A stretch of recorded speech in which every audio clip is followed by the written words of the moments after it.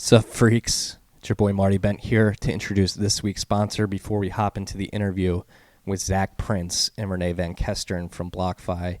This week's episode of Tales from the Crypt is brought to you by 21 Lectures.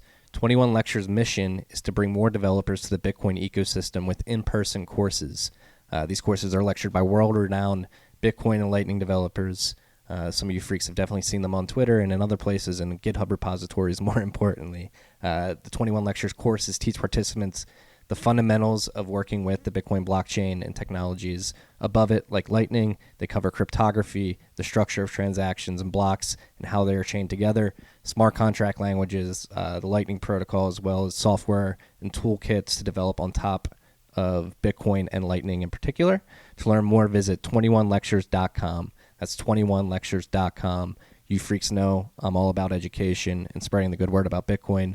More importantly, making more people aware of what it is and how to interact with it pertinently, developers.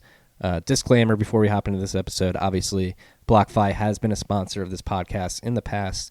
Zach reached out to me personally and wanted to catch up and chat. We hadn't chat since last July, and also jump into the recent product that Blockfi released, the interest-bearing account that got some blowback on Twitter. So we sort of sat down and walked through the product and how they're looking at it and the risk involved with interacting with it, the privacy stuff, all the stuff that you freaks want to hear. Another disclaimer, tested out a new mic with this episode in particular. So number one, sorry that if Rene and Zach seem a little distant. I thought this mic was going to pick up their sound a little bit better. Number two, it picked up a little bit of music. Wasn't expecting that either. And then number three, it's a bit of an awkward introduction because I'm sort of monitoring the new mic as I'm introing Zach and Rene, which produced a bit of an awkward intro. But the flow of the conversation gets better as we get into more IPAs and cider. Hope you freaks enjoy it. I know I did.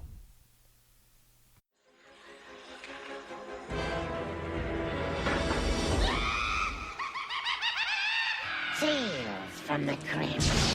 What is up, freaks? Welcome back to Tales from the Crypt. It's your boy Marty Bent here on a Tuesday night. I'm trying to think of what night it is. A Tuesday night in March. In the studio, wife's at a show, so I got the studio apartment as the podcast studio for the night. Very excited for tonight's conversation. Sitting down with two guests, one of which you freaks know already. Zach Prince from Blockfi. Zach, welcome back.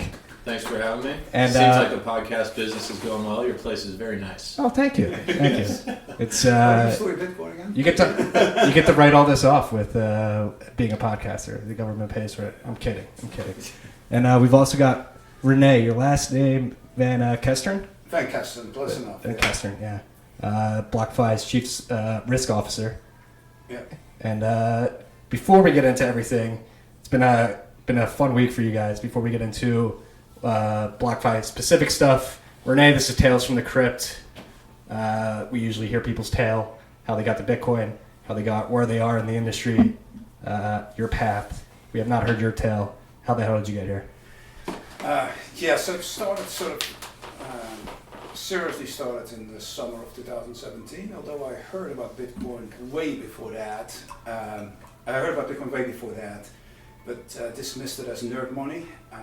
I actually had some people working for me that wanted to open up a Coinbase account, and I told them they were not allowed to do that because compliance would give a problem. That was at a bank at the time. So I got involved in 2017, and quickly after that met Zach and got more involved in Bitcoin, and been a firm believer ever since. I'm still amazed about what the technology can do, and in my mind, it's already the killer app is the distributed ledger system and that we have right now in Bitcoin and other cryptocurrencies. Yeah, so how's you've been in the industry per se, advising for the last year and a half, 2 years, you'd say? So I started an advisor in pretty early on, sort of in September 2017 when the company just started, and joined full time in May 2018. So almost a year now. So how's this industry compared to the industries of your prior life? Oh my goodness, where shall I start? although what were you doing before? Before that, I was at Bank of America Merrill Lynch, Legacy Merrill Lynch, in the prime brokerage area, AMO Pro. I was a managing director, run a business where we made loans, so everything that fell actually outside of PB, the traditional margin lending, stock loan and swaps, that would come to me, and they either come to me because it didn't clear and settle through DTC a regular way, so you had to do other things like say a seed on exchange or physical gold or certificates, or it fell outside of the risk parameters. Someone that had 20% of a company that they want to finance the stock, or normally our risk system would kick that out. Like middle market stuff? No, you should think about this could be big owners of ExxonMobil stock, okay. or the guy that owns Oracle, Ellison, those kind of things. Sweet. Yeah. Can I ask Rene a question? What were you doing before that, and how much money did you lose in the financial crisis? Which one are we talking? Which financial crisis? I don't know. All right, so 2008, 2009, we did not lose money in the business that we had then. And I guess it's very collateralized lending, so in general you should be fine. The biggest risk that you have is mostly around mismatching maturities, right? So you make commitments to other people for a year and your financing is much shorter dated, but we did not have much of that. We had everything done in the right place. Yeah. And you were doing some like prop trading at Caxton before your. Before that, I was prop trading at Caxton, so So you seen some shit? Yeah?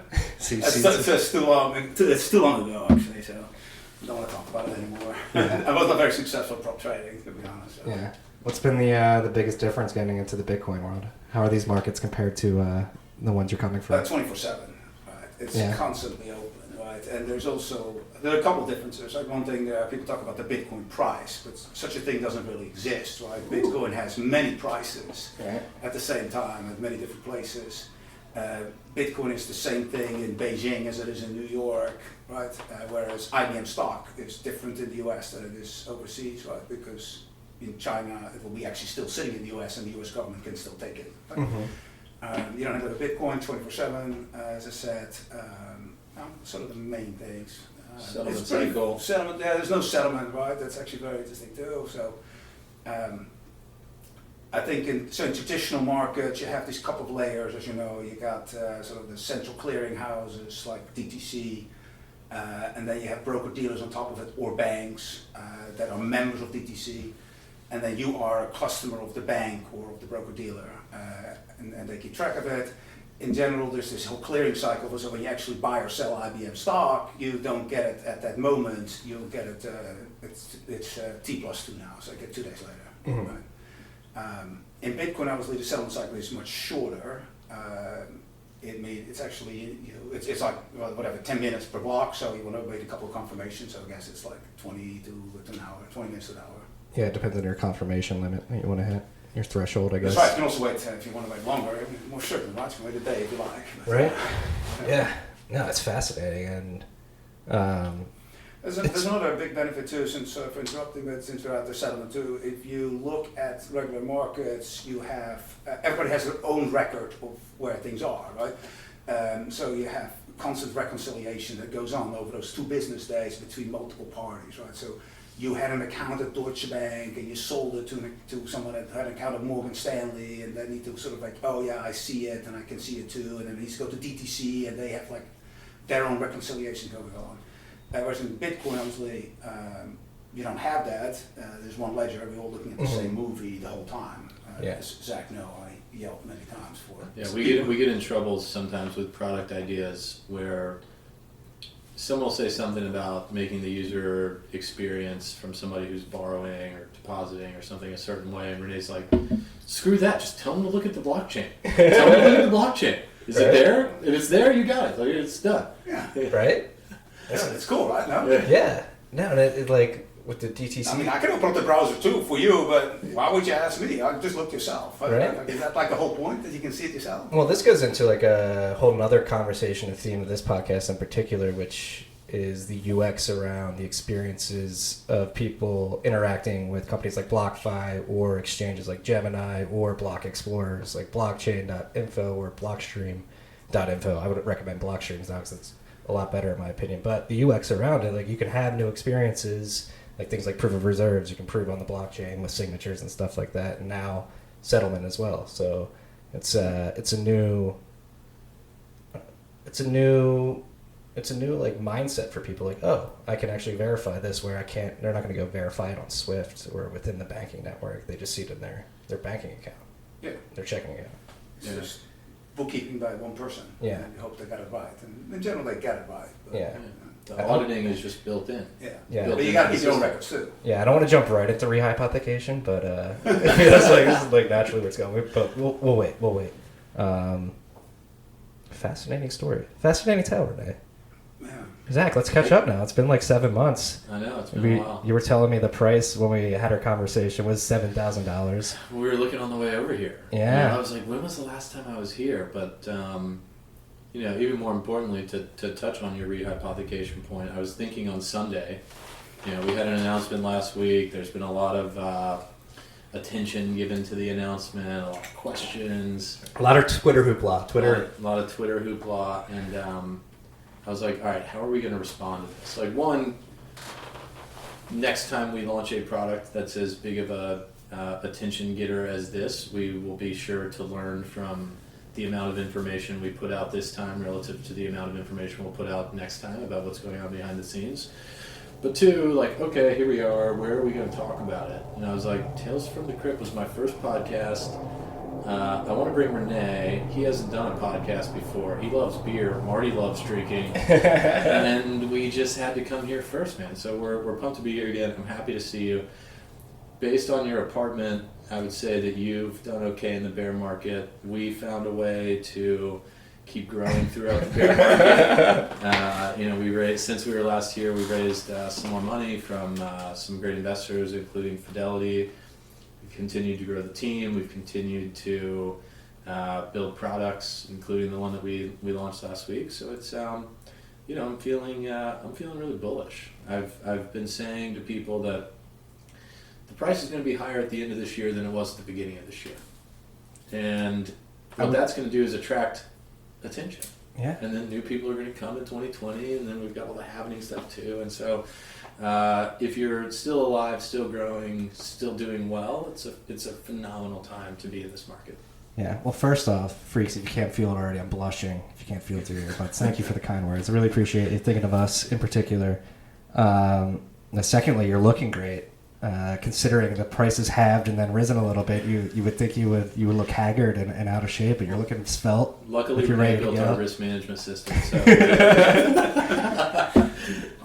and then I guess let's drop it. So, for any of you freaks who are not on Twitter and are not involved in the crazy chaos that is Bitcoin Twitter, obviously BlockFi just released an interest-bearing account that any Bitcoin or Ether holder can send to gain interest on that up to 6.2%, correct? Yeah, so the interest rate in the account right now is 6% a year. It's paid out monthly in crypto, and after interest is paid out, it earns interest because it's part of your balance. That's called compounding interest. So the yield in the account is 6.2% annually. Yeah. All right, so let's break it down. So you guys basically released your terms of service where you said basically anything, like everything that is possible when you're engaging with a Bitcoin third-party custody service, which is, it is possible with this technology that the stuff can get stolen, has gotten stolen in the past, and you're just letting people know this has happened, this is a risk. This is a risk, I would argue, for any Bitcoin exchange or platform out there, number one. And number two, having been in the fund space and been on a due diligence team, to me, that just looked like clauses that were abundance of caution, just trying to be as transparent as possible. But then on top of that, people have worries about who's lending, who's taking out the loans on the other side, where they're doing it with it, and how's that going to affect the Bitcoin held in the accounts. Most importantly, is it short sellers, and with Bitcoin's volatile price in the past, how's your guys' risk management system set up for that? So let's just dive into it. Yes. Is that good? Yeah, absolutely. I mean, look, and we can take this down a few different paths, but how about I address what I think were kind of the two biggest things that came up as feedback on the terms and conditions, touch a little bit on rehypothecation, and then we can go into some of the more risk management type things and understand like how we're handling that and what our system is and how it works. Yeah. So I think the two biggest things that we heard about the T's and C's were two sections. One section that basically said Blockfi is not liable for any damages you may incur in the event that we have to suspend withdrawals. So there's all this stuff like something might happen and you might not be able to withdraw your crypto. And where that came from is that one, abundance of caution, and in general our terms of service were written with an abundance of caution type approach. We're doing something that doesn't fall into a particularly clear regulatory construct today, so when you work with your legal teams to build things like this, they just say you have to be really careful. And if you read a stock prospectus for an IPO, if you read the whole thing, you're going to think you shouldn't buy the stock because every single risk is going to be spelled out. It's going to sound like a horrible business, and you're going to be like, why am I even participating in this market? So that's the bucket that we fell into in terms of our legal representation. But on that section about withdrawal disruptions, the reason we had to do that is because Blockfi is not actually custodying the crypto or holding the private keys. We decided early on that was not something that was kind of our role to play in the market, given what we wanted to do was build debt and credit type financial products. So we partnered with Gemini. And so basically the legal team is like, well, what happens if Gemini suspends withdrawals for a while? And we're like, well, then we can't withdraw anything. And they're like, okay, you know. Mm-hmm. And on the second thing, the rehypothecation section, what I'm hoping to do today, and also through more dialogue in the future and some articles that we're going to put out, is explain why I think it's important for us to make rehypothecation not like a boogeyman word. Understand. Big boogeyman word. It's a huge boogeyman word. I mean, if you don't know what it means, or even if you do, if you like say it, you're like, oh God, that sounds scary. Like, I just don't want you to do. Let's not do that. Let's not do that at all. But here's what rehypothecation means. It just means that an asset from somebody else that was posted as security or is owed back to them and put in a new place gets relent out. It's basically the core value proposition of being able to earn interest on your Bitcoin through someone like Blockfi is, okay, I'm going to put my Bitcoin with you, you're going to lend it out, there's going to be a return generated, and I get to make that money. That's how it works. Mm-hmm. The two things that are value add from rehypothecation are, one, in traditional markets, rehypothecation has been a huge downward cost driver for access to products. So the reason that you can trade for free, the reason that fees on ETFs and other asset management vehicles, the reason that custody, all of those things are like either free or close to free in traditional markets is because of tools like rehypothecation. The other thing is, on the short selling point, if you listen or read what the SEC says when they're declining Bitcoin ETFs, they frequently come to this topic of fair and orderly markets. And the function of being able to borrow an asset and express multiple different views in terms of where you think an asset will move is a core function to having a fair and orderly market. And so the type of lending that we do helps to facilitate that. Now there's a separate question of how do you manage the risk and how risky is that, and obviously we're very thoughtful about that and we should talk about it, but those two things I think people should remember. And then as like a thematic overhang, I believe that what we're trying to do is compete with the traditional system, whether that's the traditional financial system or the traditional fiat system. And the reality is those guys have a bunch of really badass tools that they've built over a long time that work really, really well. Capitalism is insanely powerful. Like, there isn't some technological thing other than the blockchain. That's like the one exception that that the financial system hasn't figured out how to do in some way, shape, or form. They just might have done it with legal documents and financial structuring instead of technology. And if we're trying to compete with that world and we're not able to use the same tools, I don't think we have a big chance of winning. And then lastly, and we should jump into risk management or take more questions. Lastly, I would just say, just because something exists in the market doesn't mean it has to be for everyone. The cool thing about Bitcoin is that stuff could go on and you could choose to just opt out of it. Yeah. Not everybody has to use things. You want a diversity of options. No, that's what I'm not even relieved. I'm just like, why is everybody freaking the fuck out? Like, you don't have to use it if you don't want to. But people are worried, I guess. So like rehypothecation, the big why it's a boogeyman word is because people assume that there's notionally more Bitcoin than anybody could possibly have claim to.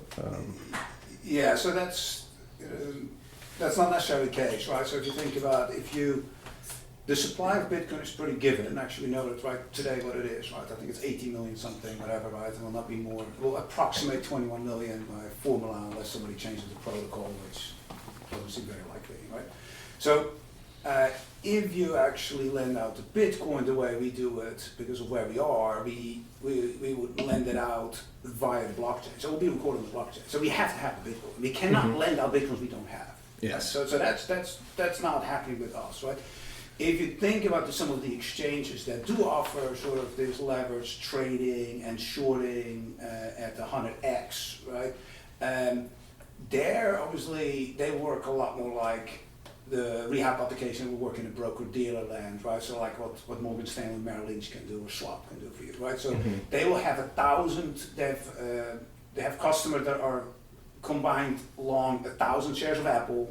They got a bunch of customers on the other side that are short 500 shares of Apple. Net, they have 500 shares of Apple needed, right? Because they just internalized the short versus the longs, and that 500 sits at DTC. So they only record 500 shares of DTC. Then with that combined with the settlement cycle of T+2 and all the things that go wrong, all the reconciliation that happens, you miscount things, right? And I mean, people use many examples that happens. But it even happens around dividends as well, right? That's not what we're doing, right? And even that is okay, as long as you're aware of it, right? As long as you know, hey, that's happening and that's why I get the leverage, right? So the guy that has the 1,000 shares of Apple now only needs to put up, 10% or 20% of the value of his Apple shares because the broker-dealer can turn around to lend it out, make money that way, etc. Right? Yeah, and how much of Bitcoin being a bearer asset comes into play here? Like how big in changing sort of the structure of these debt markets, if at all? I don't know. Sorry, I didn't get the question. Bearer asset meaning like you hold it. Like you can hold it yourself, right? Like I can't. So Bitcoin is a bearer asset, right? Yeah. I mean, you can do indices around it, right? So I mean, you can reference the value of Bitcoin as a trade somewhere, but actually owning Bitcoin, that is a bearer asset. That has to go. You can have somebody else can hold it on your behalf, right? By opening up an account at many of these places. You can. But the beauty of Bitcoin is, unlike securities or money, you can actually hold it yourself. Yeah. Right? You can transfer it to your own private key. Yeah, no, I failed miserably at that once and twice. To somebody else. You go download that Ethereum wallet. That's not easy, man. He tried it, yeah. I tried it. I tried to set up an Ethereum. I couldn't. Bitcoin worked. Electrum wallet, I got that done in a couple hours. But Ethereum. Ethereum was like I couldn't get it done. This didn't sync with nodes or something. It said. Yeah, that's a big problem they're having. But we're not sure what a full node is or what's okay there. Apparently, there's only one to three full nodes in the world. As Blockfi let us know earlier this week. But I guess what I was trying to get at is like gold and like using gold as collateral, but people like rarely like call the physical gold and like take possession. Yeah, that's actually good. So there was a couple years ago, and that was 4 or 5 years ago, that was this, oh my God, there's actually enough gold in the world, right? But first of all, that's even a very interesting topic, right? Because we even don't know how much gold there is in the world. We actually don't even know how much gold is above ground. We actually don't even know how much gold is in Fort Knox, right? Whereas at Bitcoin, we know all these things. So at least one side of Bitcoin we know very well, right? Now, you can still have all these other claims, and people say, oh, well, if I'm going to ask him to give him my gold back, he's going to ask that guy, and then I have to get my gold over there, and it might not be there, so let's not do this, right? I got that. But that with Bitcoin is not really possible, because we actually know exactly how much Bitcoin there is. Yeah. Right? So, could you design claims on Bitcoin? Yeah, you can always reference the price. And actually that's happening today. CME, trades $100 million of futures a day. No Bitcoin. No Bitcoin. Right. Right. They have no Bitcoin at CME whatsoever, right? Yeah. I mean, it's just referencing the price. They find the buyer and the seller. No, it's just fascinating watching these markets develop and sort of the fear. Like people are like, I think people just have an existential fear of repeating the mistakes that led us to '08 and shit like that. So I guess let's jump into risk management. So how are you managing the margin risk in particular, especially if short sellers are lending us on the other side and Bitcoin's volatile price history?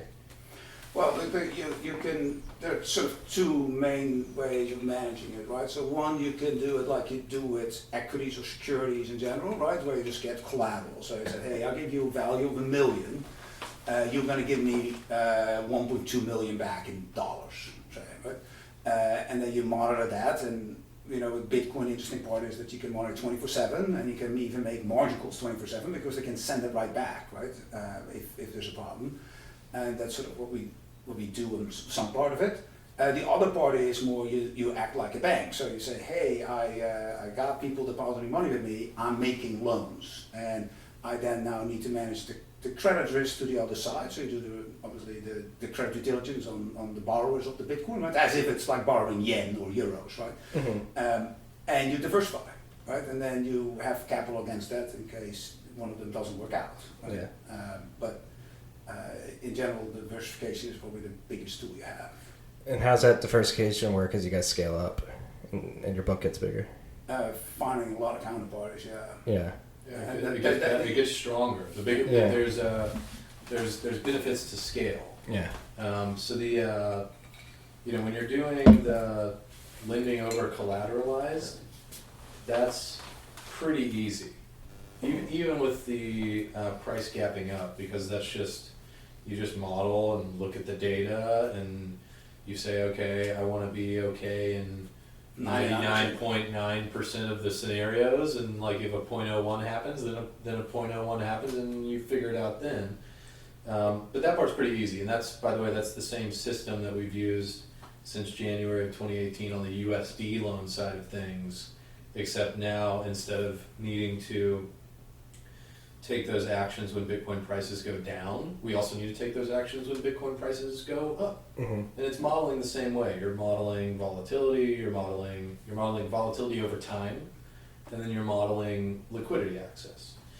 The other part, the counterparty credit risk part, to understand how we think about that, I think it's helpful to understand how we've kind of like segmented that market. Mm-hmm. So now we think that we think of it as having 5 kind of distinct segments. The first segment is CME and CBOE futures. These are ranked by kind of, as a general rule, credit quality of the counterparties in the segment. So number 1 is like CME and CBOE. I mean, they're like less risky than the U.S. government. They default, we're fucked. Well, I mean, like if you have defaulted, so much for decentralization. Yeah, like if those things go down, we got bigger problems. This is actually, by the way, interesting, right? So if you look at sorry for interrupting you. No worries. But if you look at the U.S. government, right, or actually bank regulations, they all force you to go to a central counterparty, which is completely antithetical to the Bitcoin concept. Mm-hmm. It's about much more being diffuse and Zenish, and have a very small attack surface instead of here, like you have to go after one guy, right? The CME and the CBOE, and you can stop a lot of the U.S. financial systems and somebody pulls a vein, Yeah. Rabbit hole. Anyway, sorry. It's okay. We like that here. We can go down it. Yeah. No, but it's fascinating, especially with like the price movements of all. So I guess what we should jump into is how, like, one thing I'm fascinated is you guys are sort of getting your bearings in a bear market, I would say. Like, and how's that been? How have your risk models sort of reacted to the price reaction over the last, gone down 50% and then up a little bit since we last met? We were too conservative, that's what we concluded. Yeah? that was one of the conclusions we had, but at a higher level, I mean, the risk system worked perfectly. Mm-hmm. Our portfolio never even came close to losing a penny on the USD loan side in terms of being upside down with how much collateral we had relative to the lending balance. And so that performed as expected, worked as designed, no issues whatsoever.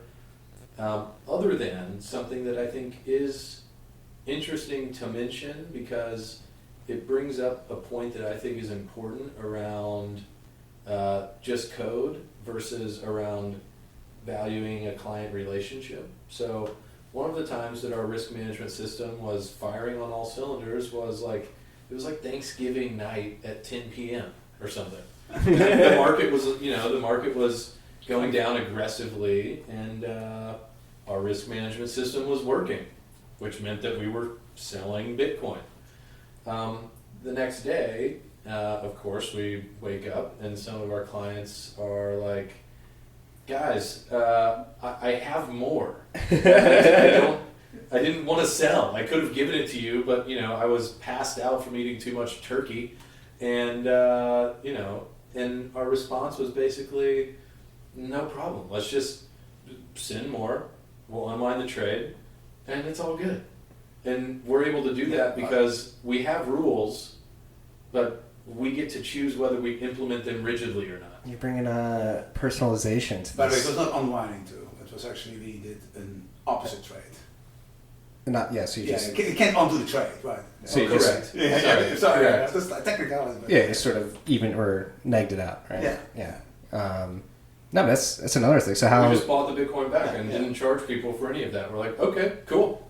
all right, and We so can just do that. We'll do that right now for you. Thank you for being a client. what's that experience been like on the customer service side?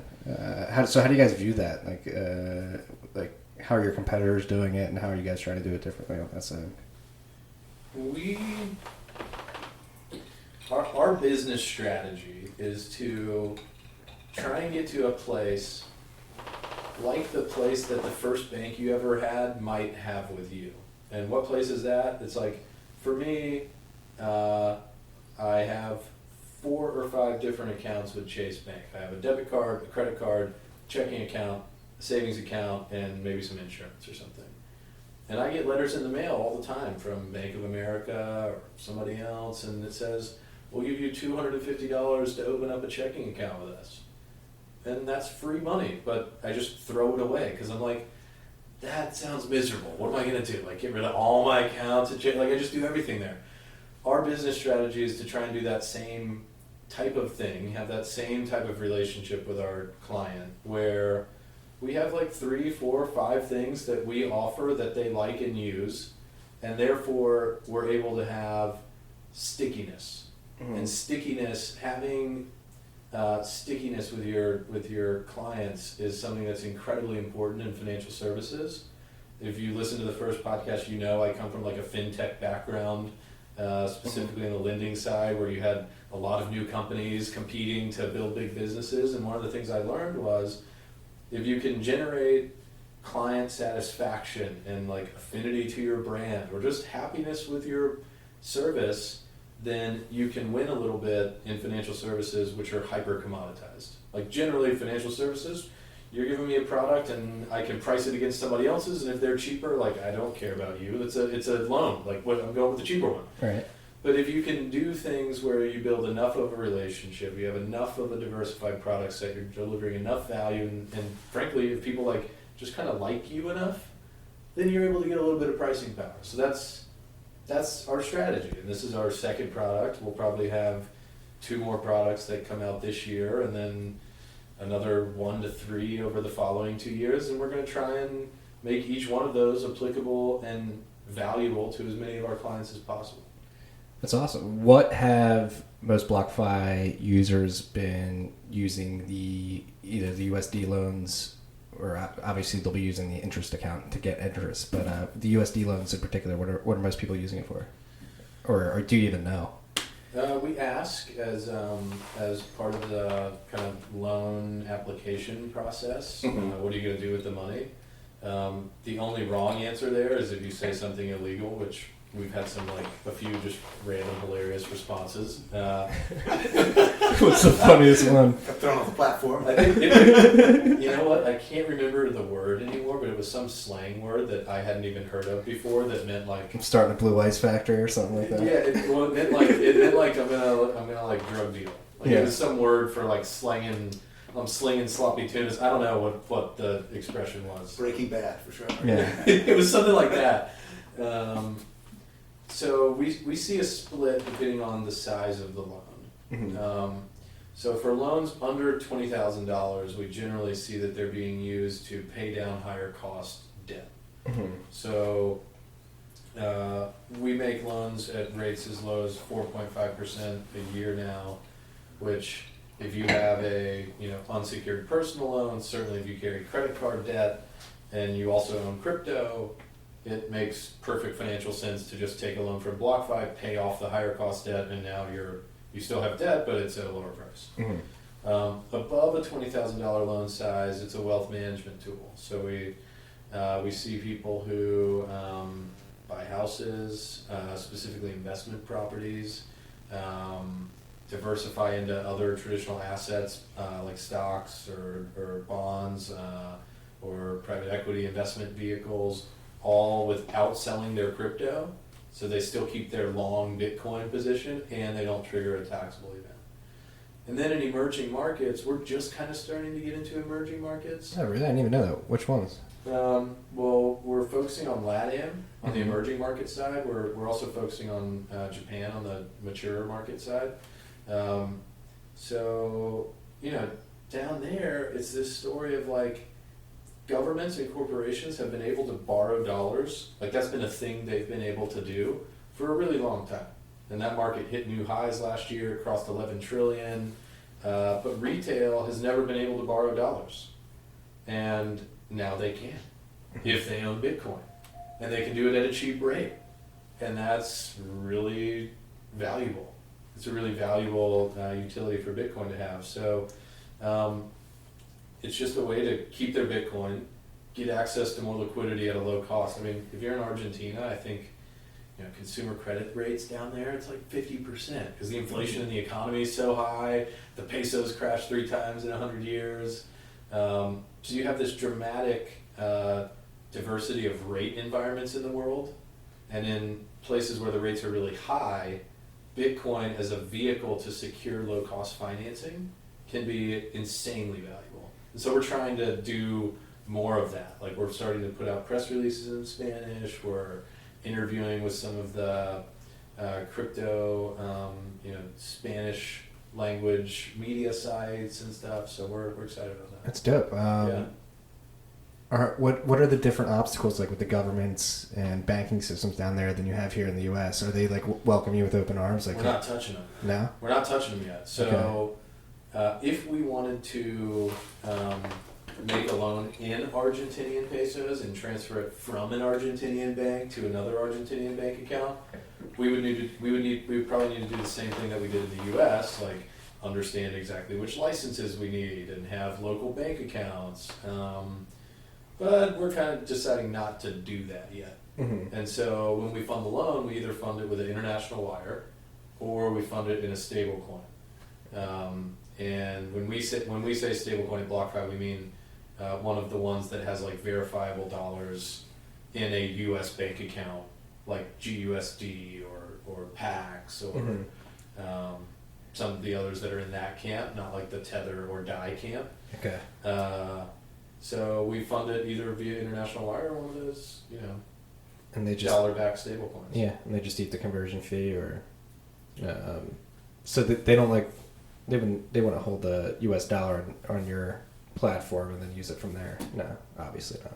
No, but we want to enable that in the future. Yeah. So we've been looking into options where we could, for example, create a virtual debit card that could be spent anywhere, denominated in dollars, but available to be issued to someone who's in Argentina or Brazil. Yeah. haven't found the answer to that one yet, but I think that would be really cool. Yeah. No, it's crazy how. So how much has Bitcoin enabled this creativity that you have and this ability to? Yeah, all of it. Yeah. I mean, neither one of our products that we have right now would work without Bitcoin. Yeah. Bitcoin is the thing.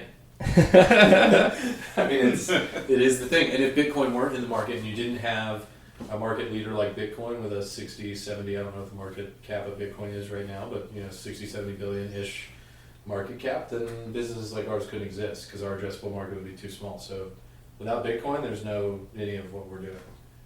It's great to know. Thanks, Bitcoin. Thanks for enabling all this cool shit. Back to the interest-bearing account. I think another question I forgot to ask, and so like the interest rate 6.2% annual potential right now. How does that fluctuate? Obviously, it's supply and demand for the book, correct? And how you sort of coming to that inflation rate on an ongoing basis. It's two things. It's supply and demand for the book, plus our customer acquisition cost budget for this product. We are, for better or worse, the business strategy and path that we're on is a venture capital funded path. So in the same way that it took Amazon a long time to actually become a profitable business, we're in general going down the path of maybe we're not profitable until 6 years from now. And as long as our growth rates are really high, VCs are like, yeah, keep going. Keep it going. We'll keep buying more of your company, every year when you need another round of funding, as long as you're growing. So it's the market plus a budget of our equity capital that we're comfortable spending on delivering a product that attracts new clients to our platform. Yeah. And what do you think you need to do to hit breakaway speed where you become profitable? How big does your product suite need to be? How big does the liquidity pool on your book need to be? Well, we don't think about necessarily profitability from a single product line perspective. We think of it from what does it cost to acquire a customer, and then how much revenue do we generate from the multitude of things that customer may do with us, less our operating expenses of delivering that product. Which is a fancy way of saying we have no clue right now.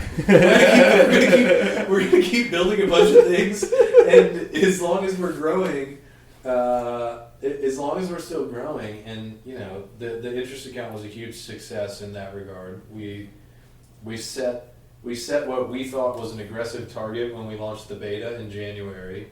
We blew past it for Q1. We blew past it mid-February. So then we reset an aggressive target, and then we blew past that in the first week since the press release. So despite some of the sentiment on Twitter, the sentiment and the data in terms of sign-ups and clients and all of that has been overwhelmingly positive.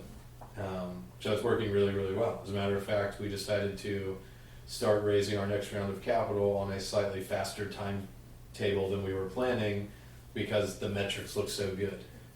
A whole bear market. What does that say? We are bringing products to the market that weren't there before. I mean, there wasn't an account like this interest account before from a company that is legitimate, and by legitimate I mean doesn't have an insanely high level of counterparty risk and didn't do an ICO. Right. So we were, if you exclude those two things, we were the first ones to do this. And it's an attractive rate.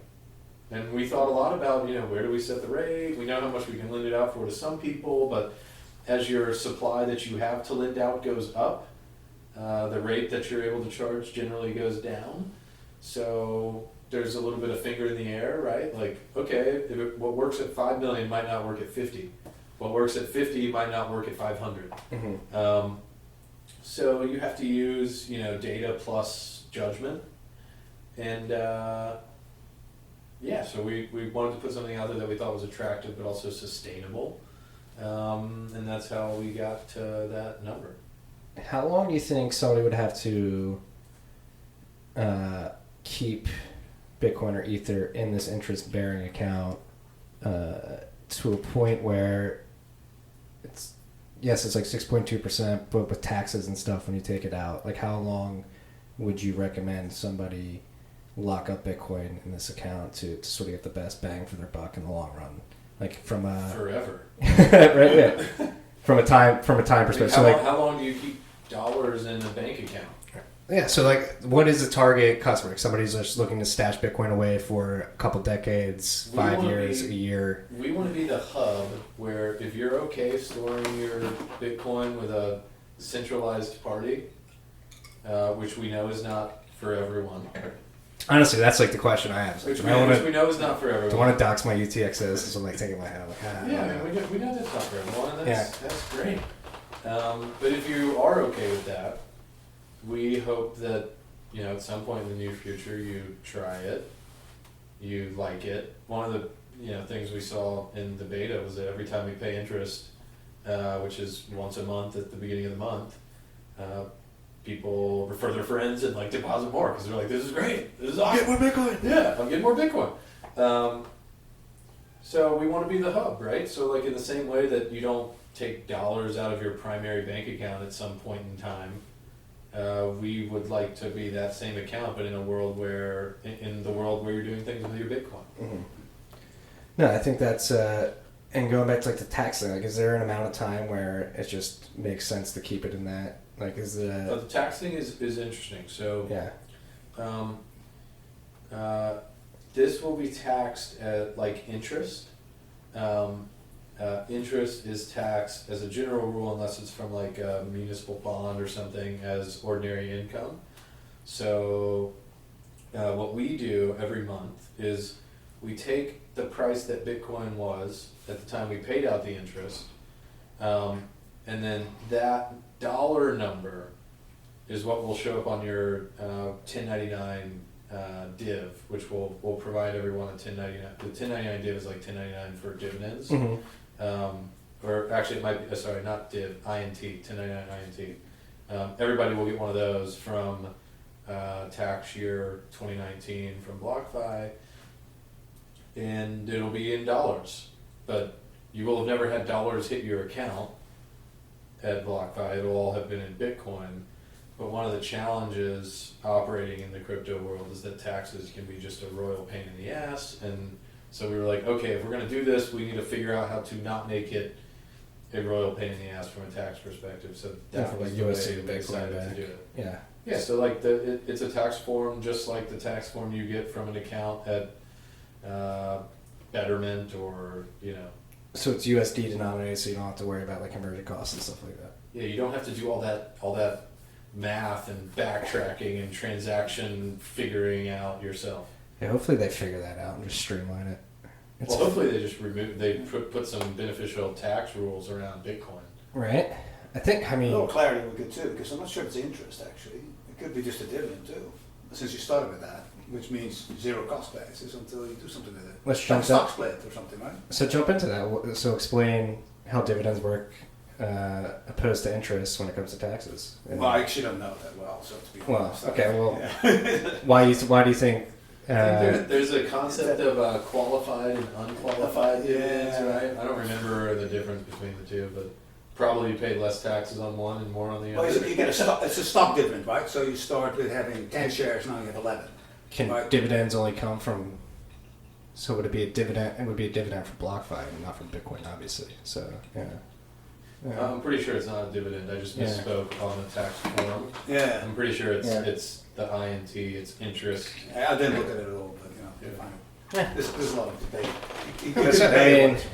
And that's another thing. Like, we're sort of part of this expanding universe where you don't know what you're expanding into, and sort of figuring out how people are interacting with these products, how these products are interacting with traditional markets and liquidity pools and traditional trader tendencies and mindsets and how they interact with financial products. Bitcoin did pop 3% 1 minute after we put the press release. Well, that was actually... I'm taking credit. That was actually a day after I dropped the Jack interview, so I think we get... No, but it was like Okay. the news was 8 a.m. and then Bitcoin, it was like, Boom. it was like, Yeah, I think that's when I dropped the pod, too. We'll figure out. I mean, I'm kidding. I'm kidding. I would be happy if I could just say that we did that. I'm like, hell yeah. I started a company in the crypto space. We moved the price of Bitcoin up 3% on some news that we put out there. That really makes me feel great. What do you think that is? If it were... Well, here's the thing. I mean, having a yield on an asset is insanely valuable. Mm-hmm. You know, if you take my Stone IPA and it pays a 3% yield versus Renee's Stone IPA that pays nothing, my Stone IPA is way more valuable than Renee's. Right. I'll take the one with the yield, thank you. And it looks like you need another one. Yeah, well, you got yourself one, but you didn't get me one. I was a bit surprised about that. Oh, you're in my home. Get whatever you need. Oh, thank Right? you. What was I going to jump into? What were... Oh. Back, so basically to produce the yield that you guys have with this interest-bearing account, the people lending the Bitcoin on the other side need to be in profitable endeavors. So I think going back to like the five the counterparty risk framework? Yeah, the five buckets of sort of counterparties that you're looking for and Sure. your risk models for that. So there's 5 right now. We're primarily operating in the top 2, and we're doing a little bit in the third. So the first one I mentioned already was CME and SIBO. The second one is traditional financial institutions who have large businesses in public equities or other traditional markets, but are now starting to get active in crypto. And the ones we're lending to the most are market makers and proprietary trading firms. Mm-hmm. One of the interesting things that happens that I think is important to note is that when you have a relationship with a firm like that, you are under very strict non-disclosure agreements about saying that you lend them anything. Or you're not allowed to disclose specifically who it is. But one of the things we've been saying when we get this question is, look at who invested in our last round at Blockfi to get an idea of the types of people we might be lending to. Mm-hmm. Fidelity, Susquehanna, Acuna Capital, CMT Digital, and others. The third group, so that's the second group, traditional FIs. Those two we prioritized the most. And the vast majority of the lending activity that we've done to date has been in those 2 buckets. Third bucket we're active in a little bit, which is the crypto business bucket. Mm-hmm. And there's a few different sub-segments of the crypto business bucket. There's long-short crypto funds, so like crypto only. There's crypto OTC desks, so your Genesis, Circle, Cumberland, all those guys. And then there's crypto ATM businesses, or kind of crypto corporates, right? So it could be an ATM. It could even be Jack with the Cash App. They have to have the Bitcoin available to deliver the second somebody clicks buy on the Cash App. So they might borrow that at some point in time rather than just hold the balance sheet risk of the price volatility. Fourth bucket is more traditional corporates, which actually Jack's would be in the fourth bucket, not the third, but more traditional corporates. So in the US you have Square, in Japan you have Rakuten. Anyone that's a traditional company, not just a crypto company, who might want to borrow because they're in the purchase and selling flow with crypto. And then the fifth bucket is DeFi, and we're not active in buckets 4 or 5 at all yet. Your biggest competitor. What's that? Your biggest competitor, DeFi. That's DeFi. We don't think of them as competitive. I mean, look, I think as a general market, we're kind of like I just feel like it's still so early, man, for the addressable market of this stuff, and we don't think of them as a competitor. We think that we could leverage those platforms to help our business and vice versa, and like how banks leverage Prosper and Lending Club. Second. Well, no, I think it goes to say the fifth bucket, you're a little apprehensive in how much of... It's not apprehensive, it's just not that big yet. Yeah, well, exactly. So how much of the nations of like this technology and the space in particular, like, do you take into consideration, like, does that keep you up at night? Like, holy shit, it's so early. Like, are we too early? Are we going to get caught in something? Cause, I mean, we jumped into the pool, so you can't worry about that much. No. It's too late. It's too late. I'm already pocketed it. We've raised $60 million and we're doing this, and there's people who expect us to do this, so you can't just like wake up one morning and be like, I think we're a little too early, we're good now. no, I'm not saying you're going to think about getting out. I'm saying, like, what keeps you up at night, like, thinking about the I'll space? tell you what keeps me up at night right now. It's less business stuff. Like, honestly, it's trying to find a balance between like working with personally and with the team, working all the time and having a good quality of life. That's what keeps me up at night, like literally right now. So prior to launching this product, there was a period of a month where it was just nonstop work. Mm-hmm. And then we launched it, and we had like thousands of people on the first day signing up and getting through.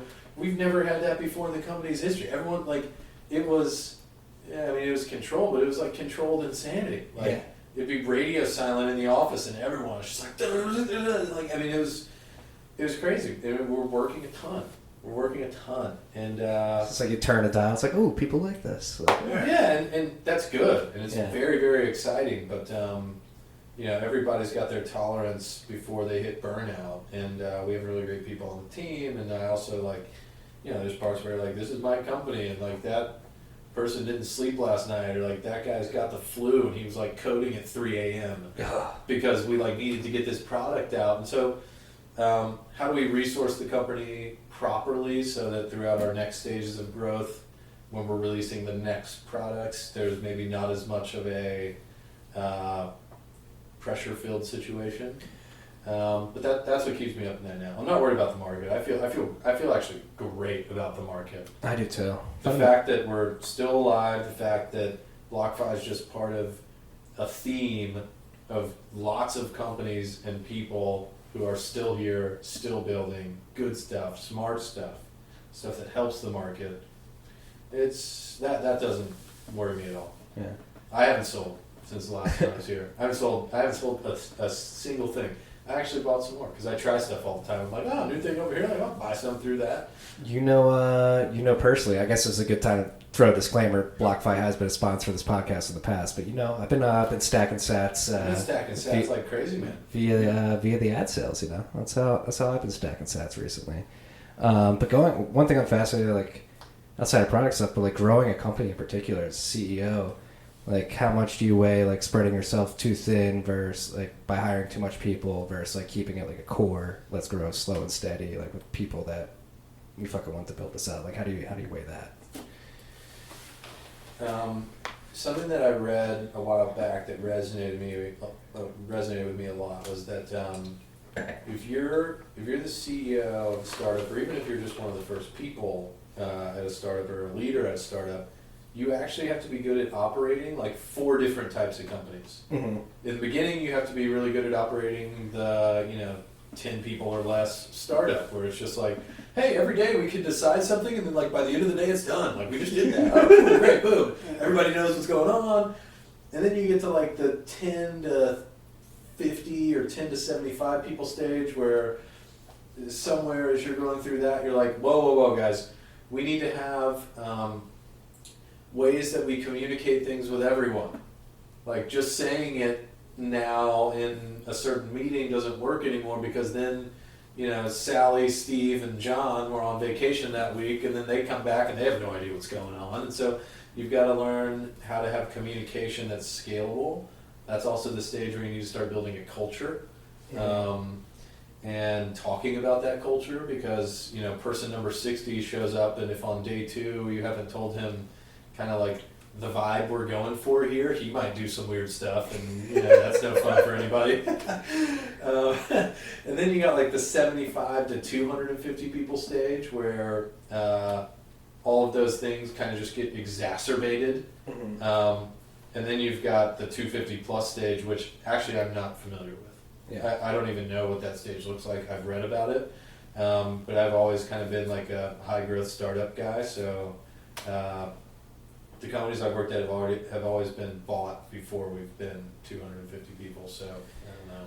I've been a small company guy myself. Yeah. I can't imagine working for a company like bigger than 250. I worked at Google for a month and I quit through an acquisition. No, I can't. No, that's one thing that fascinates me. I've been in a big company. Yeah. Yeah, how is it? Yeah. Oh, wait, can American. I tell an intro story for Rene to talk about working at a big bank? So I knew Rene while he was still at Bank of America Merrill Lynch. Mm-hmm. And I knew him after he left and started working at Blockfi full time. And it was night and day. He used to come in like when he was advising us, like in a suit, you know, scowl on his face, like super smart, nice guy, but like scowling kind of. And then afterwards, he's like dressing cool, smiling. His shoulders are like 2 inches shorter. You know. Oh, you're looking like you just hopped out of Flatiron right Socks. now. So what's working at a huge company like? So it was actually a time. It was actually a lot of fun, okay, to be honest. But and that's what worries me a lot about crypto as well, is that when the regulators get around to it, to sort of say, okay, let me tell you how to do things, it becomes a lot less fun. Yeah. You know, and I as Zach knows, I have a lot of problem with authority. I do Zach's as my well. boss. No. But it's like a little bit like, you know, I mean, I know what's good, right? I mean, we can talk about it, but you don't need to tell me what's good and what to do. And I find that the regulators tend to sort of go down that path, right? So yes, I do think, I agree that, you know, of course regulations need to sort of adopt crypto, and we sort of need, what we have already, make sure that crypto is incorporated, because crypto is not addressed, like in many ways. But I don't think we need like special new ones, right? We have plenty of it already. It definitely does something, regulation, right? So How did things change at the bank between? yeah, so before. How were the Louis Ranieri days? Yeah, Were you so around then? before the financial crisis, it was there was a lot more, I would say. It was not as hierarchical, and it was a lot more like, you know, okay, let's do things, let's talk about it, let's get to the right people. You have the credit department, you have the business side. I was at the business side. Business and I wanted to do something, we talked with credit, we would go to our bosses, we would all go up together, and if it need be, the CEO would get involved if it was an idea we wanted to do.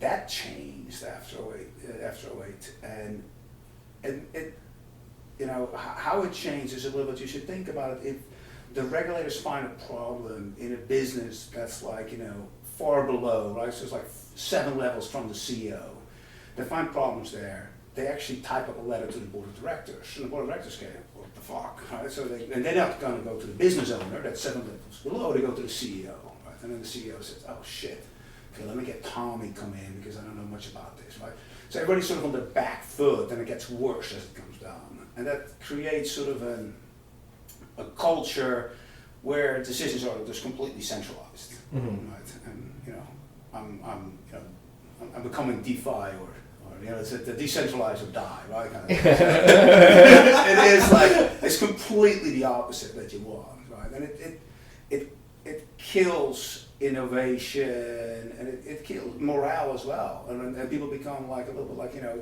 I got you kind of culture. Like let's see how I can demonstrate how you tripped up, what you did wrong, instead of actually, hey, let me help you and let me make it work. So different. I've got two. Very political too, by the way.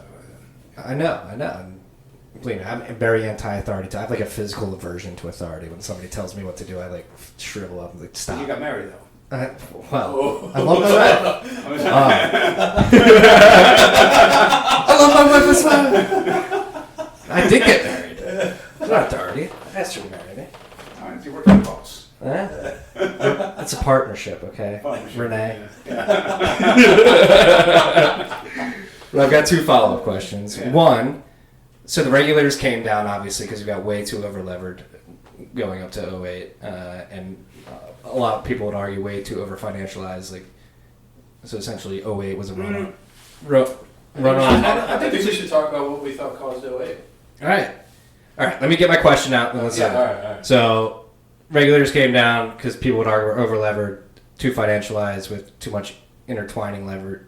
in particular, specifically with CDMs, or excuse me, CDS. CMS, yeah. CDS, credit default swaps. Yeah, credit default swaps, which were basically insurance policies on securitization. So collateralized the MBSs, excuse me, mortgage-backed securities. The CDSs were the insurance policies on the MBSs. So people think that got out of hand, and that's why the regulation sort of came down with the hammer. You guys seems like think something else was the cause. And then number two, in Bitcoin, so the episode I dropped today with Jake Stravinsky, we talked a lot about regulation and how you sort of foster light touch and how do we engage regulators? Should we engage them? Should we try to get ahead of the problem and say, hey, this is what we're doing? And how do you face this? Like, I would love no regulation, but obviously that's not going to happen. It's not going to happen. So how do you get ahead of it? So let's start with 08 and go. Yeah, so 08, I mean, there are probably many things that cause it, right? But one of the things is sort of like, so what was the immediate solution after 08, right? So the immediate solution was let's turn all the big broker dealers into banks. Yeah. Right? So what does a bank have that nobody else has? Well, the bank can call the Federal Reserve and say, hey, give me more money, right? Let's print some more money, basically. Mm-hmm. And that was just needed. So in my mind, it was mostly a liquidity issue that maybe turns a little bit into a capital issue as well, right? So there was not enough equity to support the business, not enough risk capital to support the business. But it for sure started with liquidity, and that's what sort of said, okay, certain banks had no capital left, like say Merrill Lynch, so let you go and be part of Bank of America now, and others, they were told, you're now a bank. The banks are obviously like, they have a really special status, right? So, as you know, they create money. That's we people in Bitcoin probably don't like as much, right? And we don't think it's a good Bitcoiners thing. are not fans of the Quintillion effect. Yeah, so it's it's a way of organizing, right? So it went exactly the opposite, and that's probably also why there is something like Bitcoin, right? It went completely central. Right, every decision is made by the Federal Reserve then, right, and the OCC. They determine what's going to go and what's not going to go, right? They're going to say, I don't like this business, you're out of it. And you say as a bank, well, I like it. Well, guess what? You're no longer taking deposits in the United States. Oh, wait a minute. You know what? I'm not going to do this anymore, right? They did everything to make it central clearing. So you can say, like, okay, well, at least now we have one counterparty, and the counterparty is great. Like, say, they made it so that your capital requirements, if you face the CME or any central clearing firm, that you have a lot less capital that you need, right? So that forces people to go into the business, and if you don't do that, that's okay too. We're going to set universal margin rules as well. So we're going to say you are like as you're facing exchange. So you might not like the fact that now you have to put up 20% margin and can be, or sorry, say 20% margin can only be 5 times leverage. You want to be 10 times levered. You cannot do that just amongst each other. We're going to set rules around that as well, right? But it's completely the opposite that in the end people want, because people keep talking now as well, like, hey, the banks are too big and want to break them up. You got all this centralized risk. Well, actually, that's what the rules did, right? The rules force you to go in that direction. No, you had that famous chart of bank consolidation over the last 3 decades, and so not a lot of community banks left. So right? That's Blockfi is, maybe one answer there, but yeah, it's not what you want, I think, right? But do the J.P. Morgans, the Bank of Americas, Chase, or who are the other big four? Wachovia, Wells Fargo. Yeah. That's do they actually Wachovia? Wells Fargo bought Wachovia. Yeah. I'm from Philly, so it's like the Phillies. Citibank. City. So do those big banks, do they want that consolidation? Are they happy about it? And if so, like, well, think about it. I think Wells Fargo. Do they have feelings? Bad feelings towards Bitcoin. I know that. Well, you do they want it, right? So it's like, I think at the sort of management level probably makes it a lot easier if you one of the 4, right, instead of one of the 40, because you got to actually compete for stuff. If you're a banker that gets paid in, on the amount of deals you do, you probably have it much more decentralized. And you go back like, look, guys, I'd rather have a whole bunch of smaller broker dealers and I get a decent compensation, right? Or an outrageous compensation, depends on what you think you're worth, right? All people think you're worth. Yeah, I mean, Wells got to a place that they had 10% of all the deposits in the United States, and they were not allowed to acquire any more banks. Right? It was that big, and they're still that big. Yeah. So it's got more centralized, right? And I think people that listen to your podcast will probably think that will agree that it should be a lot more decentralized no matter what, right? Yeah, well, that's what scares the shit out of me. I think that's why a lot of people who listen to this podcast are into Bitcoin. And that's why I'm into Bitcoin in particular, because I worked in the finance world. My job in particular was to follow the Fed, and I realized how much influence the Fed had over the markets and what everybody did. And I was like, this is just fucked. Did you follow the narrow bank story at all, TNB? It Um, was pretty interesting. It came up recently. So there was it's ringing a bell. Yeah, so there were these guys. I read this daily newsletter called Money Stuff from Matt Levine. I haven't read it in like 3 weeks, and it pains me to say that because I love this newsletter so much. I follow him on Twitter, so I'll see it fly down my tweet deck every once in a while. So he was talking about the narrow bank, okay? And basically the idea for the narrow bank was we're going to create a bank that just does one thing. We're just going to give people access to the Federal Reserve. Oh yeah, I remember that. There's a We're going to have one product. So like if you hold your deposits with the narrow bank, it's just they're at the Fed. Like that's it. That's all we do. That's all we do. And they got declined. The Fed said you can't do it. Because they're not taking on enough risk? And this is a recent thing, yeah, because they said, we think that if you do that, if we approve this, you're going to be a big vacuum and all the deposits are going to come to you, because why would anybody who's depositing want to deposit anywhere else if they could just actually get a risk-free deposit by having you as their counterparty? And make 2%. And you are basically the Federal Reserve. And make 2% instead of the 50 bips you get. 50 bips, yeah, exactly. If that. Right? So they declined it, and their Soon argument was centered around was centered around the broader economy. Mm-hmm. And it was saying if we let this happen, it's going to be a net negative for economic activity, and it's a valid argument.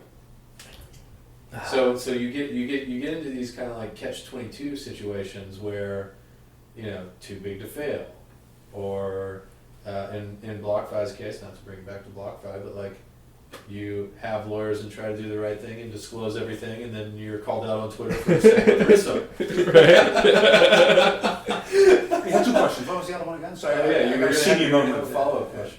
This follow-up question was about regulation in Bitcoin. Like it's pretty raw right now. Yeah. So obviously, do we need to hold our hands? hands? Have the bare minimum.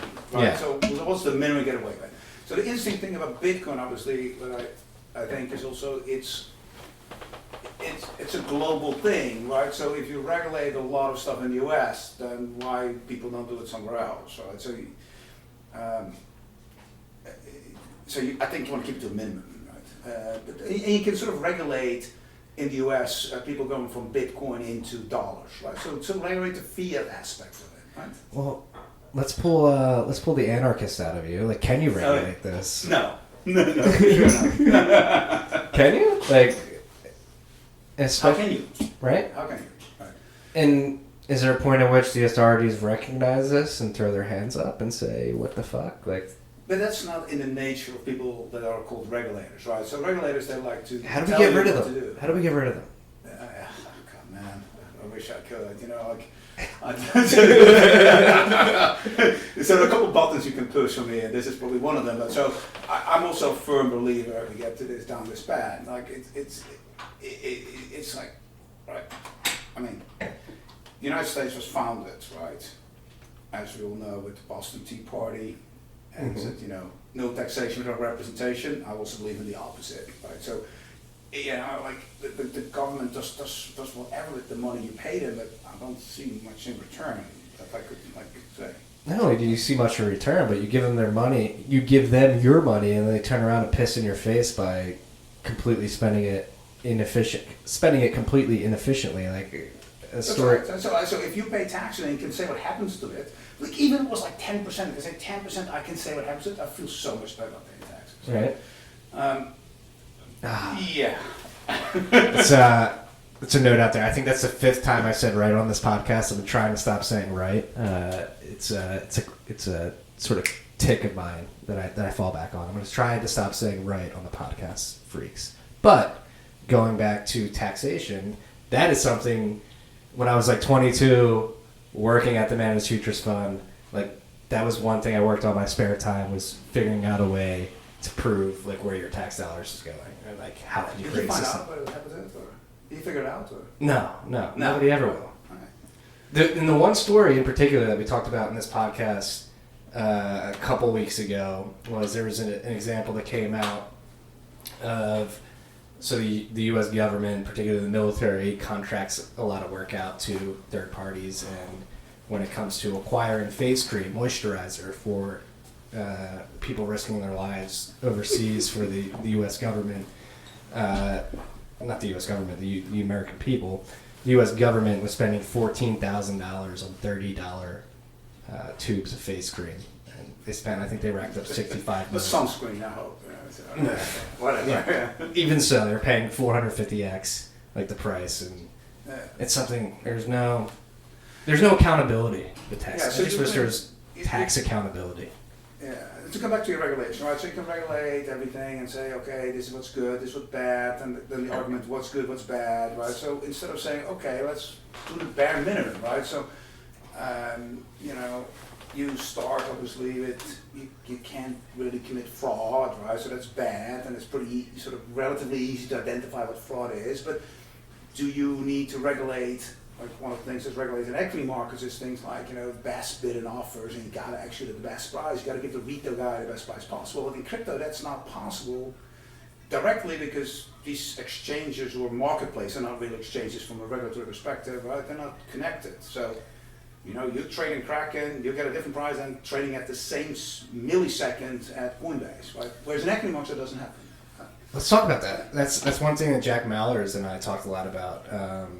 Jack Mallerson, the Zap Wallet, bright young kid out of Chicago. Shout out Jack. But he comes from a family of CBOT royalty in particular, so he knows the Chicago Board of Trade and futures markets very innately, and the trading infrastructure that goes into linking up CME CBOT with traders in New York and across the world.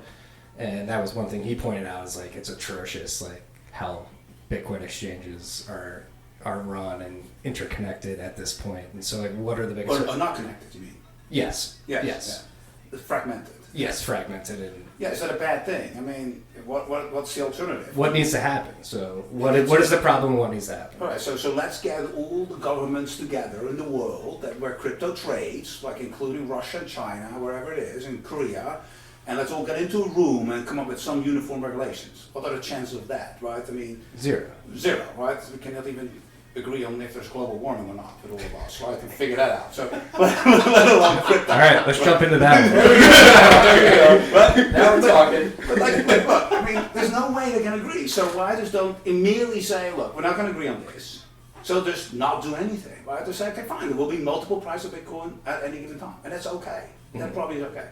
And how will it solve? How is Bitcoin not 5,000 on Coinbase and at the same time 3,500 on Gemini? Well, that's because you got people that say, hey, there's an arbitrage, let me fix that. I'm going to sell it at 5,000 at Kraken and then buy it at 3,500 at Gemini, and the prices will get closer. Right? And that clearly what's happening, or something like that is happening, because the prices are pretty close. On the Yeah, there's story. And that's a good point. So in order to do that, some of these venues, and especially if you want to access them quickly, you need Bitcoin.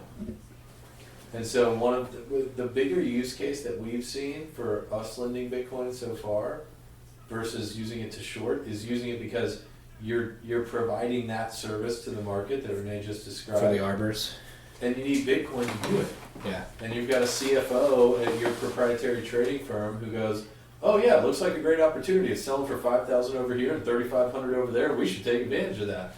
How much money do we need to do that? And it's like, the traders are like, we need 100 million. And then he's like, great, approved. And then they're like, we need 100 million in Bitcoin. And he's like, what? And they're like, yeah, because if we do it in dollars, like we can't even trade on this one, and we, blah, blah, blah. And so then the CFO goes, well, can we just like borrow some Bitcoin and lock in a fixed cost of, you know, what that expense is gonna be, rather than start our market making activities with a net long exposure to Bitcoin because, I'm 60 years old and I don't believe in this stuff. I don't even know what you're talking about. No idea what this is. And they go, yeah, sure, we can borrow it.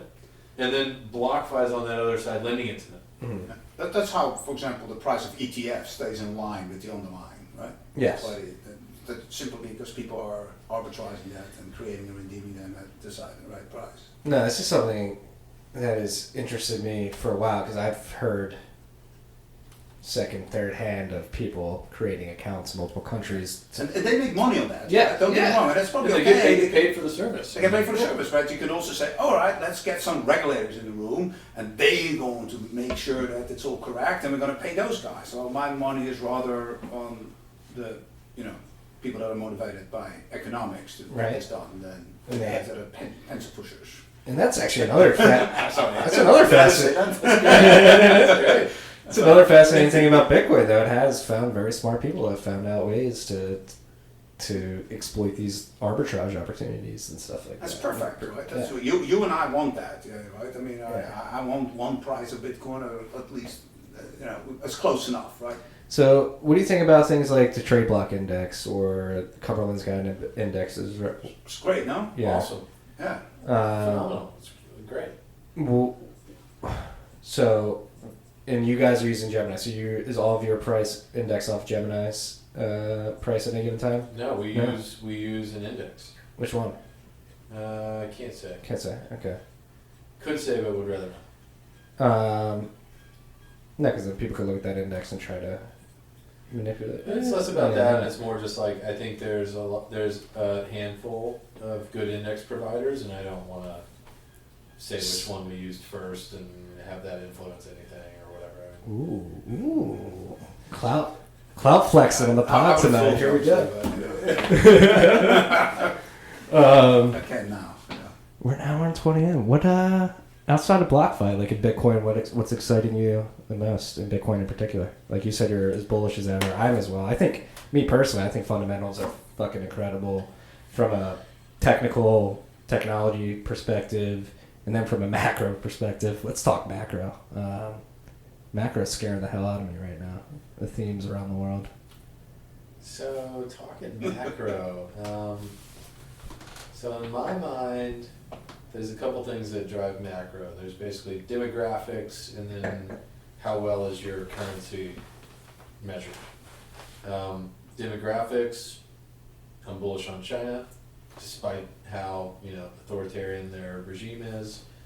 How is your currency measured? I'm bullish on the dollar. Combine those, I'm in general bullish on currency consolidation as a theme that happens. I think that one of the things that the internet did was you could say that it had a large level of influence in toppling a few dictators because there were people who could message each other on Facebook and gather up at the same place at the same time and tell the dictator to go fuck himself. I think cryptocurrency will enable that same type of revolution in certain places in the next 2 to 10 years. Mm-hmm. And I think that currency consolidation will be a theme. I don't think that we need to have however many currencies we have. I think it's like way too many. I think there could be 5 or 10 or maybe 20 at the most. But we just don't need that many. We're interconnected now. Let's consolidate. And I hope that Bitcoin is one of those that gets consolidated into. I do as well. And one thing out of Deutsche Bank, I believe they presented this a few weeks ago at most. I found fascinating, which there's more $100 bills in circulation now than $1 bills, and mostly being bought up by foreigners. Dude, the dollar So the is demand, a beast. yeah, the demand for the dollar is high right now. When I saw that stat that there's more $100 bills than $1 bills in circulation, I was like, what the fuck? I would have never guessed that. So that shows. And Dollar's then, a beast. I know we discussed this the first time you were on. Yeah. I don't know. It's getting precarious though. Still, we're a few years away from our tax receipts being less than the interest owed on the debt that we've accrued. Yeah, It doesn't matter, right? Here's the thing: it doesn't matter. Yeah, What do you mean? Well, that's what I hate that argument. Yeah, people say that. People say never say never. Magic money theory. stuff does come to fruition, and the roosters do come, or the hens do come home to roost. Like, Yeah. this stuff cannot happen forever. I don't think. I don't know. It's Yeah, but can keep happening for the next 100 years, 200 years? I don't know. I feel 200 years. I don't know. But here's what I struggle with. I'll tell you what I struggle with the demise of the dollar thought. What takes its place? Bitcoin. Yeah, but here's the thing. And I'm not saying right now. The reality. I don't think it's 100 or 200 years. The What reality. if there's a power outage? Like an EMP attack? Then we got bigger problems. No, we had a power outage in New York City too. It's not that long ago. I mean, I don't remember it. I'm not sure when it was, but it was like. Well, hopefully, Sandy, right? I was Sandy? sleeping. If there's a power outage, I was sleeping hopefully- in my winter coat or something. I remember that. Yeah. well, hopefully by the time, again, I don't think Bitcoin's going to take over the dollar like in the next decade or 2 decades, maybe 3 decades, but hopefully by the time that has come, mesh networks and satellite networks and radio short-term radio wave networks have been worked out, and you don't need electricity. You can send it via radio wave. I'll tell you what we can do, Rene. Okay. Print paper bitcoins. You can do that as well. Yeah. Why You not? use open Somebody's dime. got to do that, right? I've got an open dime right here. Things Yeah. come full circle. Yeah. Things come full circle. I mean, Amazon's got physical stores. Yeah. So Renee, Wallets. how do you see Yeah. Bitcoin? Like, do you ever see it becoming a reserve currency, or do you see it playing a niche like gold in the future? No. I really like the payment rails. That's fucking awesome, right? Mhm. But, could I see I actually think that currency could be like a lot more local too, right? So you can say something like, I like decentralization a lot, I guess. When you go get a beer at the bar, you can pay in a couple of dollars. You don't really need Bitcoin for that kind of stuff, right? But, I can imagine also that if you're the Chinese or Russian government, you just must hate the fact that oil is denominated in dollars and not in something else, right? So some of these things will probably start a bit outside of the U.S. Our systems here in the Western Europe in general, in the Western countries in general, it works pretty well. You can buy things, the credit systems work, you can borrow stuff. Other places won't work, and then probably there first you say, well, look, Bitcoin is a very good alternative to many other currencies. Maybe not towards the dollar yet, but could it like take over the dollar? Sure, at some point. I like when the anarchist comes out of Renee. Yeah. I know it's in there. I know it's in there. I can see the aversion for authority you have. I can see it in somebody's face as somebody who has it themselves. Yeah, I do have a hard time with. We're approaching an hour and a half here. It's been fun, guys. Felt like 20 minutes. Right? Yeah. That's what I'm trying to think. So, are you guys going to steal all the Bitcoin? I guess that's the one question. Steal? Are you guys going to steal all the Bitcoin? That's the one question I have to ask. No, I mean, I'll say right now. So I don't think we've said either one of these things before. The money in the interest accounts is the most senior part of our capital stack, and you probably know what that means. Mm-hmm. We will, and also any money from Blockfi employees, and I think I know I was account number 1, and I think Rene was account number 4 maybe or something in the interest account. Anybody else's money is also senior to any Blockfi employee money that's in the accounts. I view Blockfi's worst case scenario as being, we don't raise the next round of venture capital, we go bankrupt, and everybody gets their money back. And that sucks for us because we're heavily invested in Blockfi equity with our time and salary reductions. It's impossible for me to see a scenario where we have lost people's money in the interest account. That's what I said on Rabbit Hole Recap last week. I find it hard. You guys are very well capitalized, and you freaks out there. I've sat down with Zach many times. I trust you as a businessman, and I think but it is interesting to see once you announce these products like Crypt and Twitter, especially the hardcore Bitcoiners react. But again, these products, if you don't want to use them, don't use them. And if you It's not the beauty you have a choice. right? I'm saying If the market wants more choices, it's there. I put out a tweet the other day, and it said, it was like, prediction. In 2019, Bitcoin, I think Bitcoin in 2019 is going to be up for the year somewhere between like 25 and 200%. And That's and, it. I thought the I actually believe that we're in a different era now, where because there's so many instruments available, you're not going to see I don't think we're going to see we're up 10x this year. Like I just think those days might be behind us, and that's okay. I still think it's a phenomenal investment. I think it's going to be up a lot. I think the risk-adjusted return beats most of anything else that's in my portfolio. So we're going to be in January 2nd, January 3rd, January 4th, 2020, and all the financial publications are going to be writing about the performance of assets in 2019, and Bitcoin's going to look really great. And then new people are going to come in and buy Bitcoin because of that. Some of them for the first time. And what do we want? And maybe they follow some Bitcoin people on crypto Twitter. And what do we want those like brand new users who have never owned it before to arrive to? Do we want them? And the question, I did a little poll. I was like, what do we want those new users to arrive to? And there are 3 options. And the first one was a diversity of good options. The second one was ICO shills. And the third one was not your keys, not your Bitcoin only. Right? And the results were like 68% or 70% a diversity of good options. 7% of people voted ICO shills. and like 30% was not your keys only. I just don't think it has to be an either or. Right? Like it does. You don't have to pick one or the other. Like, clearly, it's better if I don't it's either. Yeah, I mean, if someone who's 60 years old. Send it, bruh. I mean, can you imagine explaining to your parents how to use a Trezor? Then maybe you could. I can't. Do you think the Trezor's going to work in 10 years, by the way? Thought about that? Oh, that's an interesting one. My computer from 10 years ago, I can't get them to run anymore. I still got shit on it that I never took off because I was too lazy.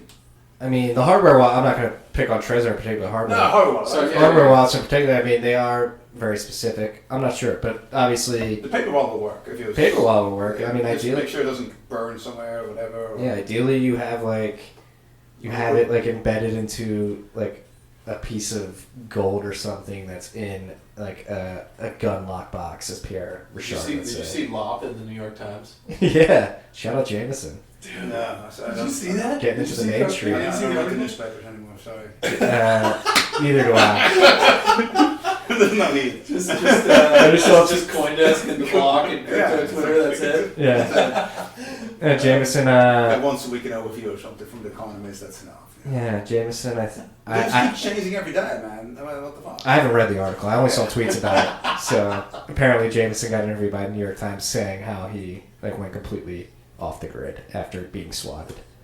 Yeah, it's a real threat. It's talk about paper, and Sandy, where Boney kept their certificates. Where? On Water Street in New York. And you know why it's called Water Street, probably too. Because the water probably. Yeah, so we got it back. Our documents pretty water damaged, and had to go to the issuers and get it. Get new ones. New ones. Well, that's actually. I hope. Right? Yeah, but I hope there's unique ways. So I actually thought of I didn't think of. I was introduced to an a manual way to store your private keys, where you basically have an off-network multi-sig setup. I really hope I can get this guy on the podcast to come explain it. But you basically have a number system that you associate with words in a dictionary, and you just keep those numbers on a piece of steel or a piece of paper, whatever, in many places, and a special edition of a specific dictionary that you go find and you match up. It's fun to be in your own bank, right? Right? It's fun to be in your own And you bank. match up your own words. You got 100 random people in a room at a cocktail party. How many of them do you think are capable of doing that? Right? Not many. But that's the other thing. Willing too, right? Yeah. Or willing, yeah. But again, it's I would argue it's worthwhile if you can take full control of it, at least some of it. But again, going back to I think there will be times, right? So certain times you want to full control. Exactly. If you're fucking escaping China or some North Korea or whatever it may be, and you want to fucking run around the world naked so nobody like strip searches you for your treasure or whatever. Yeah, if you live in New York and lost your apartment keys 2 months ago and feel incredible anxiety when you have responsibility over the security of anything, you have to remember all those steps that you just described. And that's okay. It's okay. One of my favorite Niraj Bitcoin tweets was, I think it was after Zappo came out and announced like their vault services like in the middle of the Alps or something like that. Yeah. He's like, very great. So it was like a meme of not Nelson, one of the other Simpsons characters. Lisa, the guy is Ralph.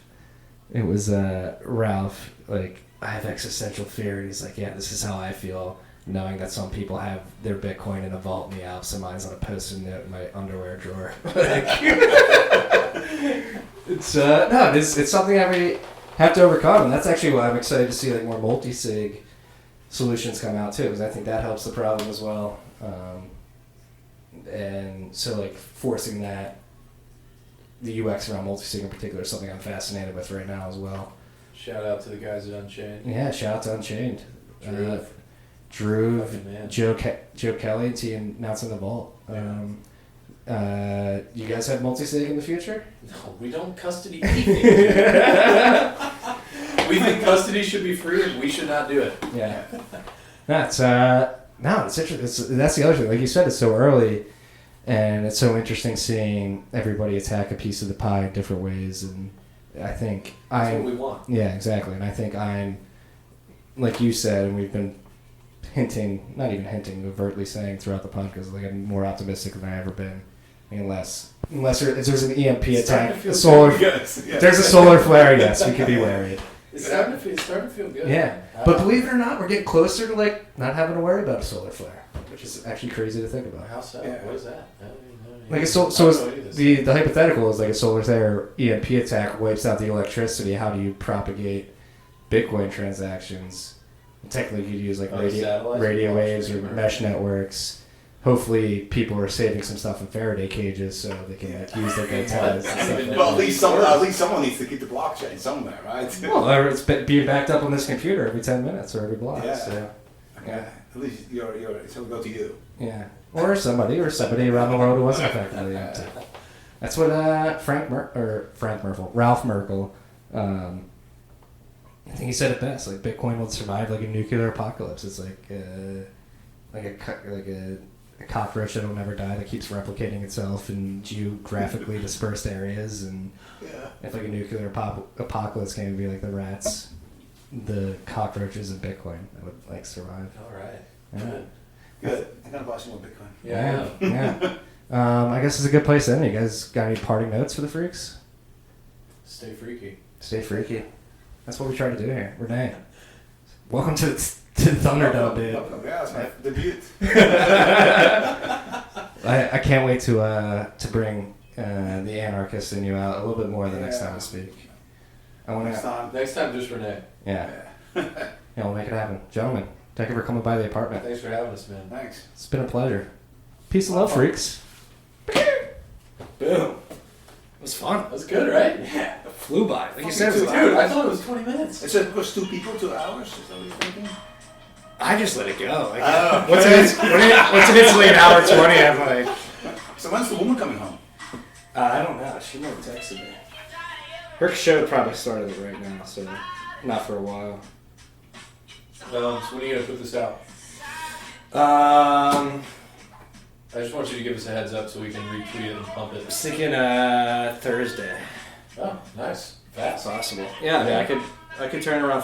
Or Friday. Friday's probably the best day to do it. Yeah. Friday's the best download day, so I'll do it then. Just shoot me an email or a DM or like whatever. That way I can tell Brad like. Oh my god! I forgot to hit record on